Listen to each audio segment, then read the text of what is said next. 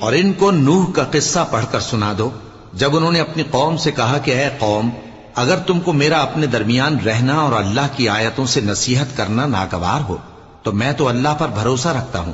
تم اپنے شریکوں کے ساتھ مل کر ایک کام جو میرے بارے میں کرنا چاہو مقرر کر لو، اور وہ تمہاری تمام جماعت کو معلوم ہو جائے اور کسی سے پوشیدہ نہ رہے، پھر وہ کام میرے خلاف کر گزرو اور مجھے مہلت نہ دو۔ اب اگر تم نے منہ پھیر لیا تو تم جانتے ہو کہ میں نے تم سے کچھ معاوضہ نہیں مانگا، میرا معاوضہ تو اللہ کے ذمے ہے، اور مجھے حکم ہوا ہے کہ میں فرما برداروں میں رہوں۔